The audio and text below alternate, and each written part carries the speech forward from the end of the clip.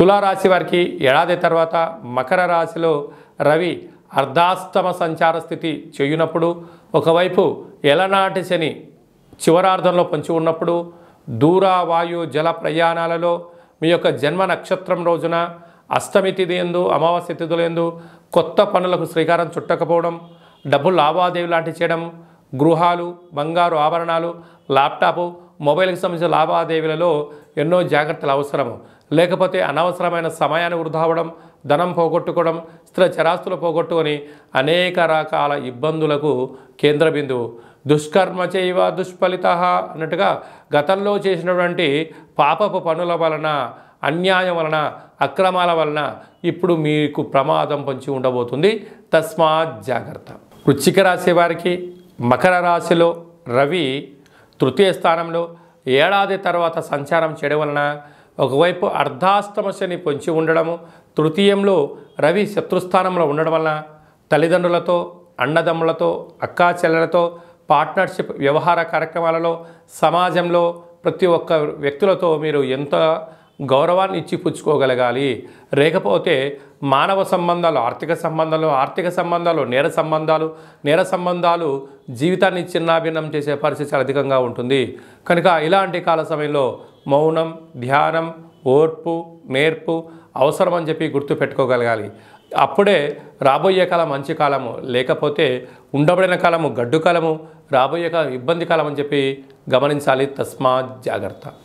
ధనుసు రాశి వారికి ఏడాది తర్వాత మకర రాశిలో రవి భగవానుడు ధనవాకు కుటుంబ స్థానంలో సంచారం చేయడం వలన ధనపరమైన చిక్కులు పొంచి ఉన్నాయి. అప్పులు ఇచ్చారా తిరిగి రావు, తెచ్చుకున్నారా తిరిగి ఇవ్వలేరు. స్థిరాస్తులపైన, చరాస్తులపైన కొందరు కన్నీసి ఉంటారు. మిమ్మల్ని రాంగ్ వే కానీ, రాంగ్ ట్రాక్ ఎక్కించే ప్రయత్నం చేయడం కానీ, వృత్తులలో, ఉద్యోగాల్లో, వ్యాపారాల్లో శత్రువులు పొంచి ఉన్నారు. కష్టపడి పనిచేస్తూ మీరు మెట్టు ఎదుగుతూ ఉన్నతమైన శిఖరాగ్రస్థాయికి ఎదగాలని మీరు ప్రయత్నం చేస్తూ ఉంటే అక్కడి నుంచి మిమ్మల్ని ఎలా దిగజార్చాలి అని చెప్పి కొందరు పని కట్టుకొని తిరుగుతూ ఉంటారు. ఎక్కువ శాతంగా ధనుసు రాశి వారికి శత్రువులు ఎక్కడో ఉండరు. నీ చుట్టుపక్కల ఉండబడిన వారు, నీ ఇంట్లో వాళ్ళే నీకు భద్రశత్రువులు అని చెప్పి గమనించాలి. ఇలాంటి కాల సమయంలోనే ఓర్పు, నేర్పు, ఆధ్యాత్మికత, మౌనము, భగవంతుడి దగ్గర మీరు ఉండడం వలన బలవంతుడు మిమ్మల్ని ఏం చేయలేడు అనేటువంటిది మీరు బాగా గుర్తుపెట్టుకోవాలి సుమా. మకర రాశి వారికి ఏడాది తర్వాత మకర రాశిలోనే ఆరోగ్యకారకుడు సూర్యభగవానుడు సంచారం చేయడం వలన, రాశిలోనే సూర్యుడు ఉండడం వలన చిన్న విషయాలకు ఆందోళన, ఏదైనా ఒక పనులు చెయ్యాలి అని ప్రారంభించాలని మీరు ఒకటే అనుకుంటే కాలం ఒకటి సమాధానం చెప్పడం, ఆరోగ్యపైన దృష్టి సాధించకపోవడం, సకాలంలో నిద్రపోకపోవడం, సకాలంలో తగు వ్యాయామం చేయకపోవడం వలన దీర్ఘకాలిక వ్యాధులు పొంచి ఉండుతున్నాయి. కనుక ప్రధానంగా కంటి సమస్యలు, చర్మ సమస్యలు, అంతర్గతమైనటువంటి ఆరోగ్య సమస్యలు పొంచి ఉంటున్నాయి. కనుక ఇలాంటి కాల సమయంలో ఆవేశాలకు దూరంగా ఉండడం, మౌనంగా ఉండడం, ఆరోగ్యమైన దృష్టి సాధించడం, సకాలంలో సాత్వికమైన ఆహారాన్ని భోజనం చేయడం వలన ఆరోగ్యాన్ని కాపాడుకునే ప్రయత్నం చేయండి. అంతా మీకు మంచే కలుగుతుంది. కుంభరాశి వారికి ఏడాది తర్వాత సూర్యభగవానుడు మకర రాశిలో వ్యయంలో సంచారం చేయడం వలన, అనగా ఒకవైపు ఏలనాటి శని సంచార స్థితిలో ఉంటూ వ్యయంలో రవి శత్రుస్థానంలో ఉండడం వల్ల ఇది కొద్దిపాటి గడ్డు కాలంగా భావించగలగాలి.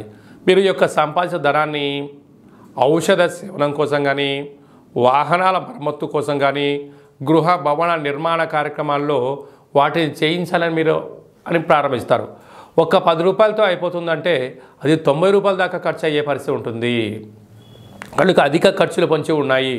కనుక మీకు సలహాలు ఇచ్చేటువంటి వాళ్ళైనా ఇంకోరైనా మిమ్మల్ని అధికమైన ధనాన్ని ఎలా మీ దగ్గర తినేసేయాలి, ఎలా డబ్బులు అప్పడంగా కొట్టేయాలని ఎదురు చూస్తున్నారు. కనుక గృహాలు, భవనాలు, నిర్మాణాలు, కార్యక్రమాలు వంటివి కొంతకాలం వాయిదా వేసుకుని ఉత్తమోత్తమము. లేకపోతే ధనం, సమయం రెండు వృధా అవ్వడమే కాకుండా దీర్ఘకాలికమైన షుగర్, థైరాయిడ్, మలేరియా లాంటి, పెరాలసిస్ లాంటి, బ్రెయిన్ స్ట్రోక్ లాంటి వ్యాధులు పొంచి ఉన్నాయి. వాహన ప్రమాదాలు పొంచి ఉన్నాయి. తస్మాత్ జాగ్రత్త.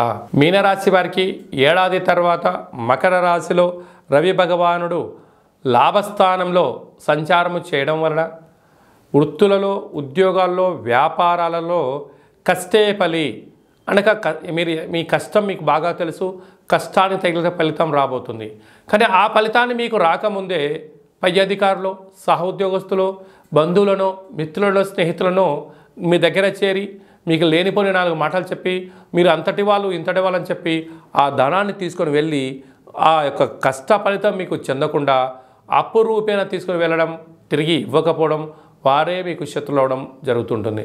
కనుక దయచేసి బంధువులని, మిత్రులని, సన్నిహితులని అప్పులు ఇచ్చారా తిరిగి రావు. కనుక ఏదైనాను కూడా క్లుప్తంగా గుప్తంగా మీరు ఎంత సంపాదించినా, స్థిర చరాస్తులు సంపాదించినా ఇది బయటికి వెల్లడించేటువంటి సమయం కాదు. వెల్లడించారా ధనం, సమయం 2 వృధా అవ్వడమే కాకుండా మిమ్మల్ని అప్పుల పాలు చేయడానికి అనేక మంది శత్రువులు పొంచి ఉన్నారు. ఒకవైపు ఏలనాటి శని కూడా ఉంది. కనుక మౌనం, ధ్యానం, సత్ప్రవర్తన, గుప్తంగా ఉండడం, పిడికిలి మూసి ఉన్నంతవరకే దీని యొక్క బలం అని చెప్పి పెద్దవాళ్ళు చెప్తూ ఉంటారు. మీకు గుట్టుగా ఉండే కాలం ఇది మంచిది. రహస్యమైన చర్చలకు ఇది సరైన సమయం కాదు అని చెప్పి గమనించాలి.